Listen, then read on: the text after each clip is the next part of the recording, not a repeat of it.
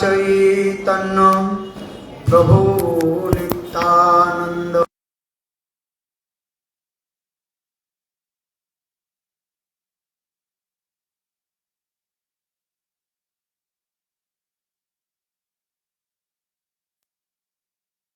हरे हरे हरे राम राम राम हरे।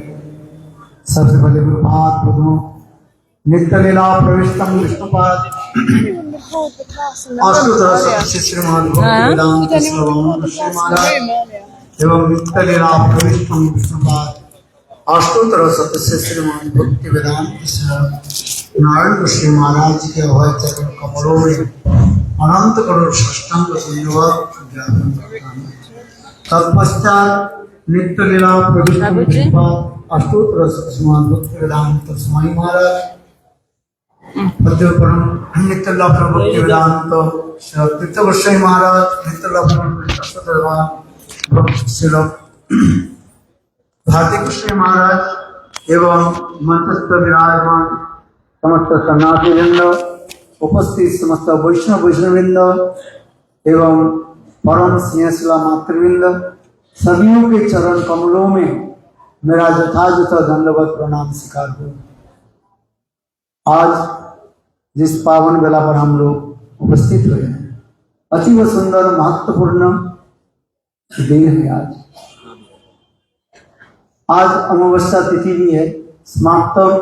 स्मार्त मत में काल अमावस्या हो गया, इसलिए शायद आप लोग भी देखा ये अयोध्या में है 26 लाख कितने 26 लाख दीप जलाए सरयू नदी की दोनों किनारों में।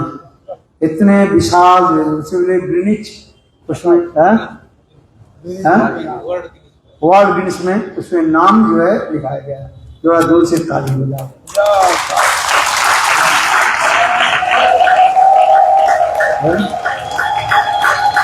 होना भी चाहिए, रामचंद्र के लिए इतने विशाल तो होनी चाहिए। और वैष्णव मत से आज अमावस्या है, इसलिए आज हम लोग भी दीपावली मनाए। 2 दीपावली होती थी, एक छोटा दीपावली और एक बड़ी दीपावली। आज जो है बड़ी दीपावली है, बहुत सुंदर है। ये दीपावली के विशेष तात्पर्य आप लोगों ने श्रवण किया उपनिषद में क्या तमोसो मां ज्योतिर्गमय, तमोसो मां अंधकार के तरफ मत जाओ, ज्योतिर्गमय प्रकाश के ओर चले। श्री गुरुदेव इसकी व्याख्या करते थे अंधकार क्या है। अंधकार से कहा जाता है तत्व ज्ञान, जहां पर तत्व ज्ञान की अभाव हो जाता है वही अंधकार है। क्या बताया तत्व ज्ञान, जिस व्यक्ति के तत्व ज्ञान नहीं है वही अंधकार कहा जाता है। 3 तत्व ज्ञान के बारे में शास्त्र में बताया, तत्पदार्थ ज्ञान और तम पदार्थ ज्ञान और एक जीव ब्रह्म ऐक्य ज्ञान। अद्वैतवादी लोग जीव ब्रह्म ऐक्य ज्ञान के लेके चलते हैं, यहाँ पर जीव और ब्रह्म के एक ही मान करके और ब्रह्म में लीन होना जो चाहते हैं उसी के कहते हैं जीव ब्रह्म ऐक्य ज्ञान कहा जाता है। तत्पदार्थ ज्ञान भगवत तत्व ज्ञान की कहा जाता है। तत्पदार्थ ज्ञान भगवत तत्व ज्ञान हमें चाहिए। तम पदार्थ ज्ञान यानी जीव के बारे में जानना, मैं कौन हूं। जैसे सनातन गोस्वामी पाद महाप्रभु के पूछा क्या हमें क्या न मोरे जारी तापत त्रय, हु एम आई, इसके बारे में जानना चाहिए। वेदांत सूत्र में कहते हैं अथातो ब्रह्म जिज्ञासा, श्रीमद् भागवत में कहते हैं अथातो आत्म जिज्ञासा। अपने आत्मा के बारे में जानो, समझो, पहले समझिए ये मैं कौन हूं। ये समझते ये ज्ञान होनी चाहिए, तत्पदार्थ ज्ञान। और दूसरी क्या बताया तम पदार्थ ज्ञान। तम पदार्थ ज्ञान क्या होता है आत्मज्ञान। तत्पदार्थ ज्ञान के कहा जाता है भगवत तत्व ज्ञान। और श्री भक्ति सिद्धांत सरस्वती प्रभुपाद इसको और भी रिफाइंड करके और भी बताया। 5 प्रकार के ज्ञान के बारे में उन्होंने बताया। एक है प्रत्यक्ष ज्ञान और एक परोक्ष ज्ञान। तृतीय बोलो, तीसरी क्या है? अपरोक्ष ज्ञान। चौथा है अधोक्षज ज्ञान, अधोक्षज ज्ञान। और 5वां है अपराधित ज्ञान। इसके बारे में भक्ति सिद्धांत सरस्वती प्रभुपाद ने बहुत सुंदर एक आर्टिकल लिखा। आप लोग विद्वान हैं, सारग्राही है, इसलिए उसके पढ़िए। ये वास्तव रूप में किसको कहा जाता है? प्रत्यक्ष ज्ञान किसको कहा जाता है? इंद्रिय जो ज्ञान होता है, हम जो आंखों के साथ जो देख रहे हैं, इसे कहा जाता है प्रत्यक्ष ज्ञान कहा जाता है। Direct conception of our senses, इसे प्रत्यक्ष ज्ञान कहा जाता है। हम आंखों के द्वारा देख रहे हैं, ये पेड़ है, ये नदी है, ये मनुष्य है, बिल्डिंग है, इसे कहा जाता है प्रत्यक्ष ज्ञान का। परोक्ष ज्ञान, इनडायरेक्ट नॉलेज, जिसको कहा जाता है स्वर्गीय ज्ञान कहा जाता है। हम स्वर्ग नहीं देखा, किंतु स्वर्ग के बारे में हम लोग ने श्रवण किया, इसी को कहा जाता है परोक्ष ज्ञान कहा जाता है। इनडायरेक्ट नॉलेज जिसको कहा जाता है। थर्ड कहा जाता है अपरोक्ष ज्ञान, जिस ज्ञान की कहा जाता है ब्रह्म ज्ञान कहा जाता है, उसके कहा जाता है अपरोक्ष ज्ञान। और अधोक्षज ज्ञान कहा जाता है अधकृतम इंद्रिय ज्ञानम, वैकुंठ ज्ञानम, उसी कहा जाता है अधोक्षज ज्ञान कहा जाता है। अर्थात एक इंद्र ज्ञान के धिक्कार करके अपने अपराकृत इंद्रिय के द्वारा जो ज्ञान हम लाभ करते हैं, वैकुंठ ज्ञान कहा जाता है। वैकुंठ में हम लोग नहीं गए, किंतु वैकुंठ के बारे में शास्त्र में बताया गया, इसलिए कहा जाता है अधोक्षज ज्ञान कहा जाता है। वैकुंठ कैसे धाम है, ये समस्त ज्ञान के कहा जाता है अधोक्षज ज्ञान कहा जाता है। और इसके ऊपर जो ज्ञान है उसे कहा जाता है क्या? पंचम ज्ञान कौन सा है? अप्राकृत ज्ञान। प्राकृत वक्त, न तो प्राकृत, देखने में जैसे प्राकृत लगता है, संसार में जैसे लगता है, किंतु प्राकृत नहीं, अप्राकृत, ट्रांसेंडेंटल नॉलेज, जिसको कहा जाता है गोलोक वृंदावन की बारी में कहा, चिंतामणि प्रकट सत्म कल्प वृक्ष लक्षाकृति सुरभि पालयन्तम लक्ष्मी शत सहस्र संभ्रम सेव्यमानम गोविंदम आदि पुरुषम तमहं भजामि। गोलोक वृंदावन की ज्ञान क्या है?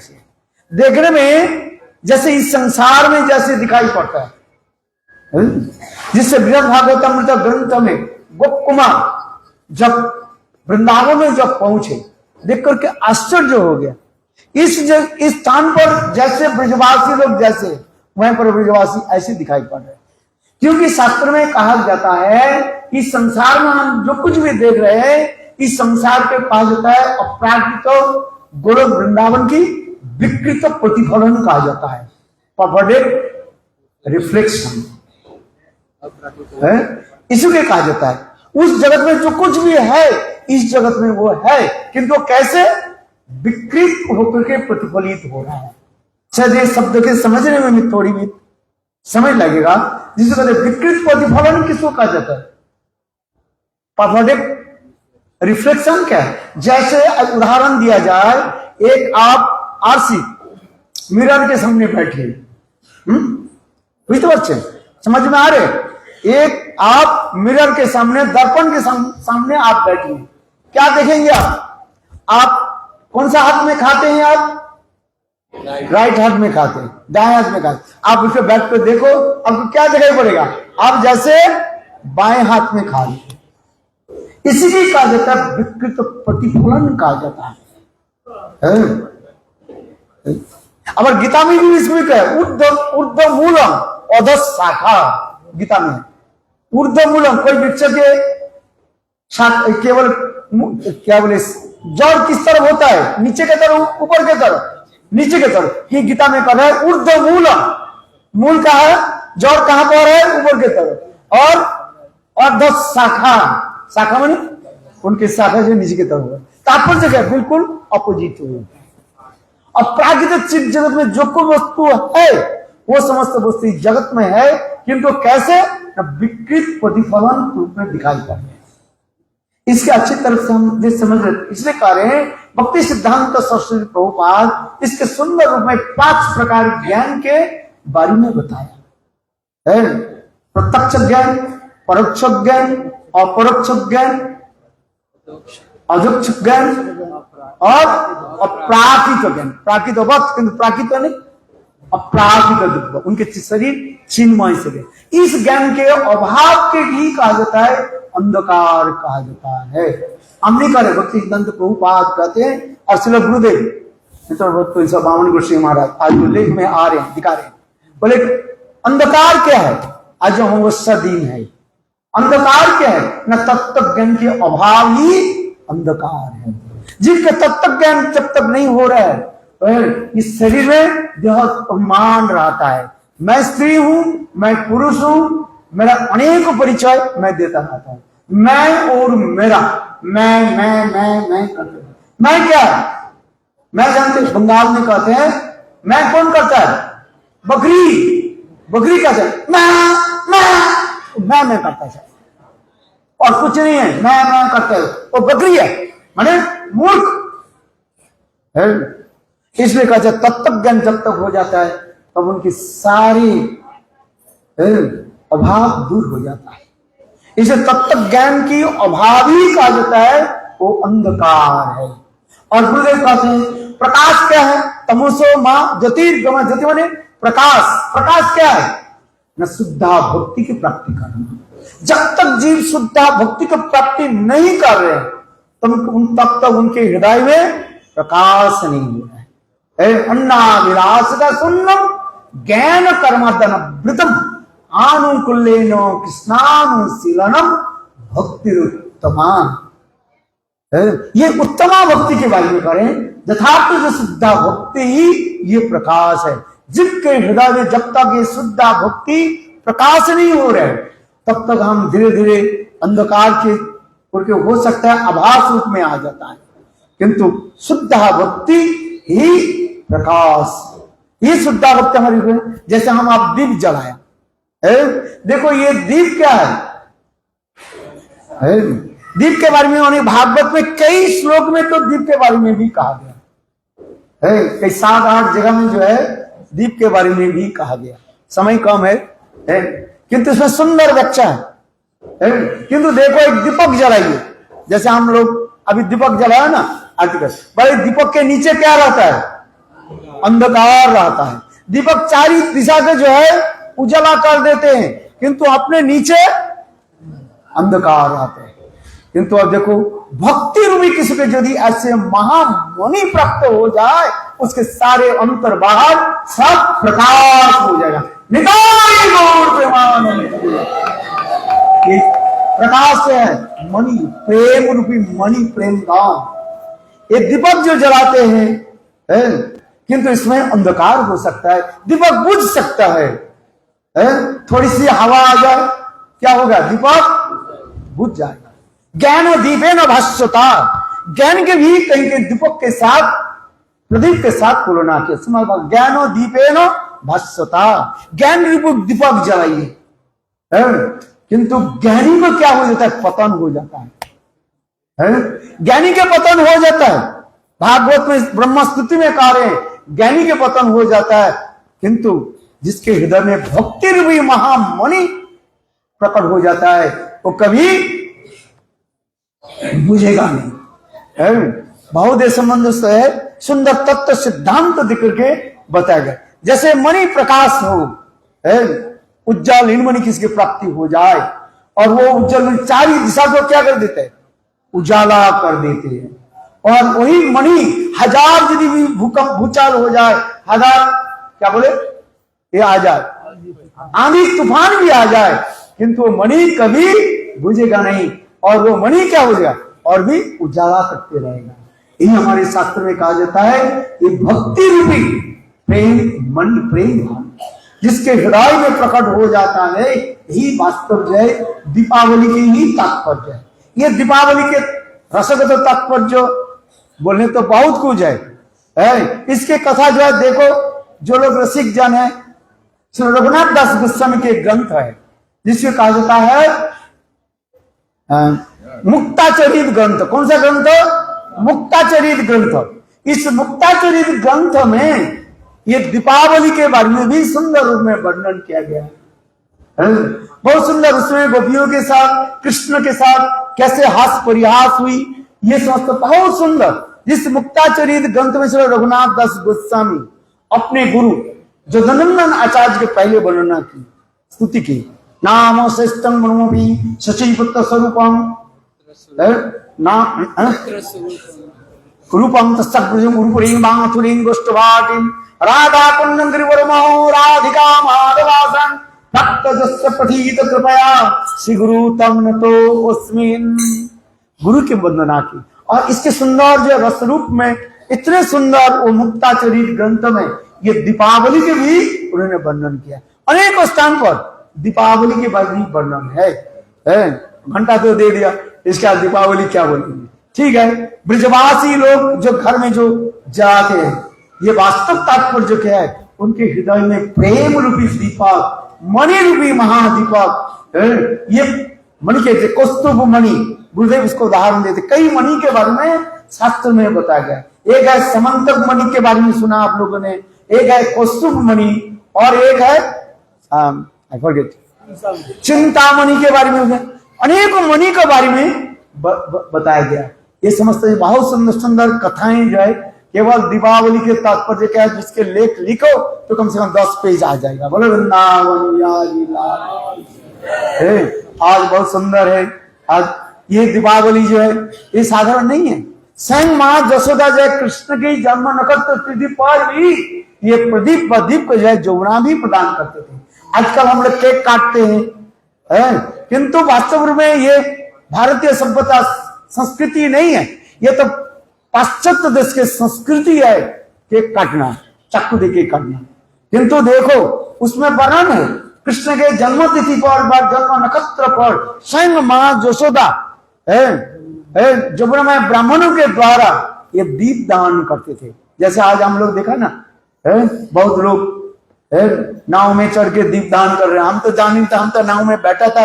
और ये इतने समय उन्होंने किया कि नाव के रोके कि वो स्टार्ट कर दिया, बोले चलो लेके वो पैसा दे, बोले पैसा दो बस।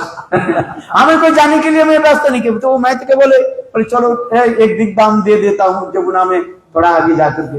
देव के बैठे हम लोग 7-8 बैठे हुए थे ब्रह्मचारी और कुछ है, और वो उन्होंने स्टार्ट कर दिया, बोले चलो घुमा करके ले आता हूँ। हमारे आश्रम एक क्या बोले आचार्य महाराज पता नहीं ऐसे बोल दिया, बोले ले करके गए और पूरा जमुना दे देखा जो हजारों जो दीप डाल दे रहे, विभिन्न संप्रदाय के लोग दे रहे।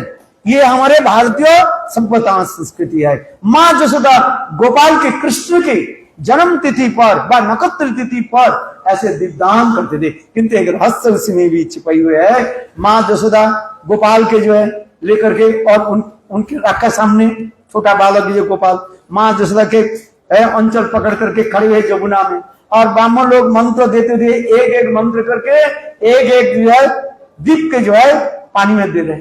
गोपाल क्या करना, पीछे बहे ना, सारे एक एक करके ऊपर रख दिया।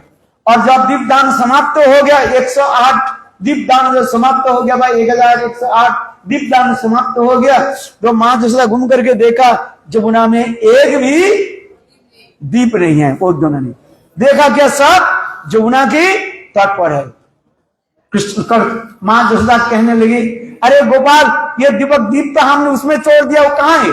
देखो गोपाल ने कैसे सुंदर है।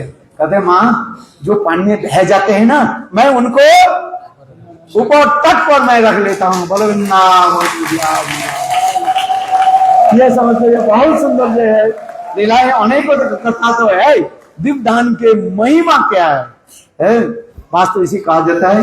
गोपाल चंपू ग्रंथ और आनंद वृंदावन चंपू ग्रंथ, अनेकों ग्रंथ में इसमें बहुत सुंदर रूप में वर्णन है। केवल दीपावली के कथा इतने सुंदर वर्णन है। और जैसे महाराज जी ने बोला आज भी मानसी गंगा के प्राकट्य भी दिवस है, तो 2 मिनट लेता हूं क्योंकि जी हाँ मेरा कच करता है। तो আরে বাংলা তো 1 মাস ধরে বাংলা বললাম তো। আচ্ছা একটু বাংলায় বলে দিই তাহলে। এখন কি হয়েছে না, কৃষ্ণ যখন জন্মগ্রহণ করেন তখন মা যশোদা এবং নন্দ মহারাজ, তাও না সমস্ত ব্রজবাসীগণ একটা মানত করেছিলেন। কি করেছিলেন? মানত, যে যদি নন্দ মহারাজের পুত্র হয় তাহলে আমরা সকলে মিলে তীর্থযাত্রা করব আর স্নান আদি করব। তীর্থতে যত তীর্থ রয়েছে সমস্ত তীর্থে গিয়ে আমরা স্নান করব। এটা হচ্ছে আমাদের ভারতীয় সভ্যতা সংস্কৃতি, বুঝতে পারছেন? এখন কি হয়েছে, যখন কৃষ্ণ যখন জন্মগ্রহণ করেছে, তখন মা যশোদা এবং নন্দ মহারাজ তারা বিচার করছেন, গোপালকে তো আমরা পেয়েছি, আমার একটু তীর্থযাত্রা করতে হবে, গঙ্গা স্নান করতে, বিশেষ করে গঙ্গা স্নান করতে হবে। বাংলায় বলে না, সব কি বলেন, সব তীর্থ বারবার, গঙ্গা স্নান একবার। কিন্তু লোকে এগুলো অপব্যবহার করে, বুঝতে পারছেন? বলেন কি না, ওই গঙ্গা স্নানের লোকে গিয়ে পায়খানাকে দূরে করে, এই জন্য একবার যাও বারবার যেতে পারে। এটা অপব্যাখ্যা। আমাদের বাঙালিদের যত ধর্ম রয়েছে, যতগুলি রয়েছে, অপসম্প্রদায় যারা রয়েছেন তারা সবসময় কি করে, ওই নিন্দা করে। এগুলো আমি সইতে পারি না, এগুলো স্টুপিড ননসেন্স। এগুলো তা নয়, সব তীর্থ বারবার, গঙ্গা স্নান একবার। বলে গঙ্গা দেবী সাক্ষাৎ ভগবানের চরণ ধৌত জল, গঙ্গার পরশ হইলে পশ্চাতে পাবন। আবার এই গঙ্গা দেবী কেউ নয়, এই গঙ্গা দেবী হলেন সাক্ষাৎ রাধারানীর একজন সখী। পড়বেন, গঙ্গার উৎপত্তির কথা সেখানে বলা রয়েছে, সমাজের সঙ্গে বহু সুন্দর লীলা কথা রয়েছে। এই গঙ্গা দেবীর সেখানে দাবার বিরোজা, অনেক লীলা কথা রয়েছে।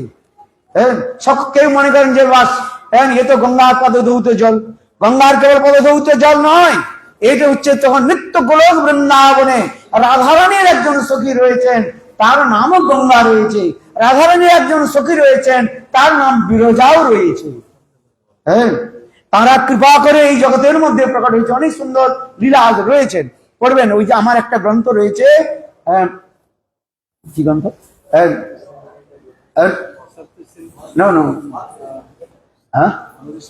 মধুস্মৃতা শ্রী রাধা, পড়বেন ওটা। ওর মধ্যে সমস্ত এই কথাগুলো পুরাণ থেকে উল্লেখ করে দেওয়া হয়েছে, ওখানে আলতু ফালতু লেখা হয় নাই, প্রমাণ দেওয়া হয়েছে ওখানে। কোন পুরাণ থেকে গঙ্গার উৎপত্তি, কোন গঙ্গা কোন, তার সব কথাগুলো সেখানে বর্ণন করা হয়েছে।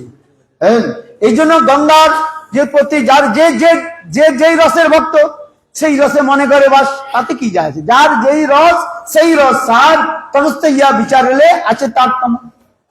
যিনি যে রসের ভক্ত তিনি সেই রসে তিনি তাকে মনে করে।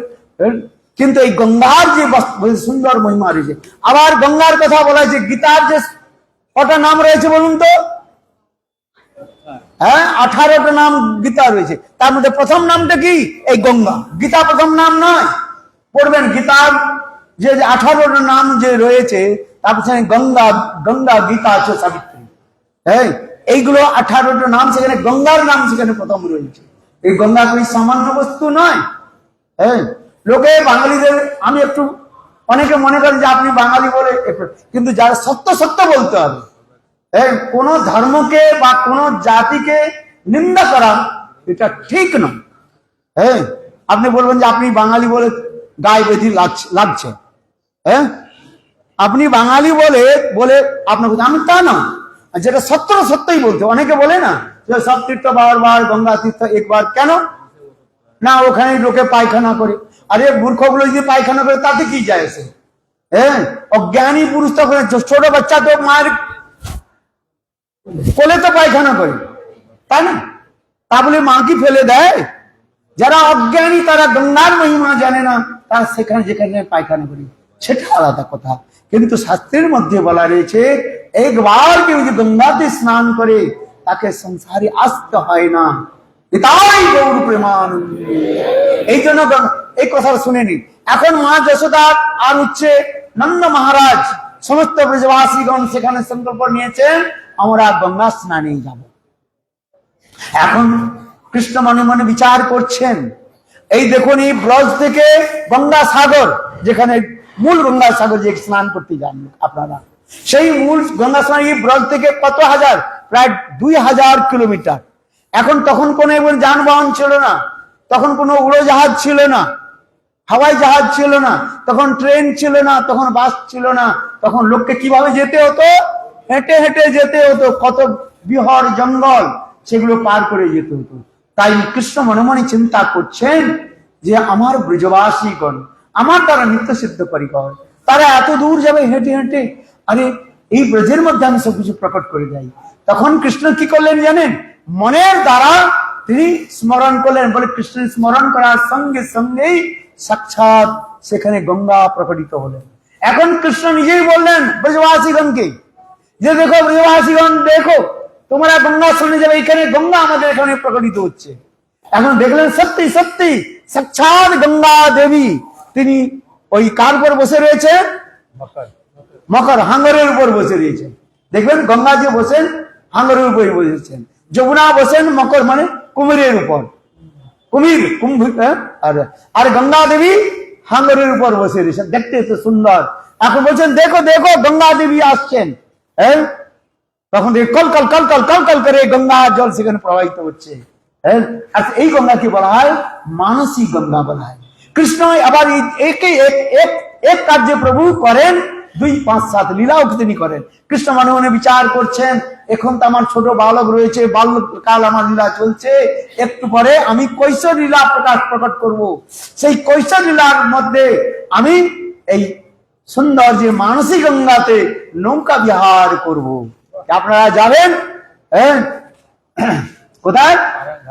পারঙ্গ ঘাট, সেইখানে দেখবেন, শুনবেন এই কথাগুলো। এই ব্রজের মধ্যে 2টি জায়গার নৌকা বিলাস হয়েছে, যদ্যপি অনেক বিশেষ করে 2 জায়গার কৃষ্ণের গোপীদের সঙ্গে এই লীলা বিলাস গঙ্গায় কি বলেছে? লীলা বিলাস, যাকে বলা হয় নৌকা বিলাস। বাংলায় তো অনেক এইসব নৌকা বিলাস নিয়ে অনেক নাটক রয়েছেন, শুনেছেন কিনা?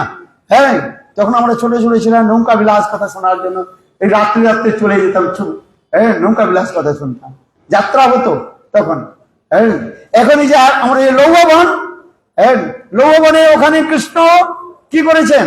ওখানেও নৌকা বিলাস করেছেন। আর মানসী গঙ্গা গিরিরাজ গোবর্ধনে ওখানে তিনি নৌকা বিলাস আদি করেছেন। এই জন্য কৃষ্ণ তিনি নিজে বিচার করছেন, এখন তোমার বাল্য লীলা, তারপর আমি কৈশোর লীলার মধ্যে গোপীদের সঙ্গে সব লীলা আদি করবো। এই জন্য তিনি এই মন থেকে তিনি গঙ্গাকে প্রকট করেছেন বলে এই গঙ্গাকে বলা হয় মানসী গঙ্গা। ব্রজে এসে গেলে আর কোন স্থানে যাওয়ার আর ইচ্ছা হবে না। যতক্ষণ পর্যন্ত ব্রজের ভাব যার না হয় তখন সে ছুটে বেড়ায়, ওই কোথায় কোথায় যাবে, আজকে কেদার বদ্রী যাবে। কিন্তু যদি এইখানে ব্রজের মধ্যে সবকিছু রয়েছে, বলো বৃন্দাবন বিহারী লাল কি জয়, জয় শ্রী রাম, বলো দীপাবলি মুক্তি की मानसी गंगा की, हरिनाम संकीर्तन की, ब्रजमंडल परिक्रमा की, श्री गुरुदेव की जय, जय श्री राम। पंचाग्नि मास प्रतिदानं पावनी भो वैष्णवी। गिरिराज महाराज की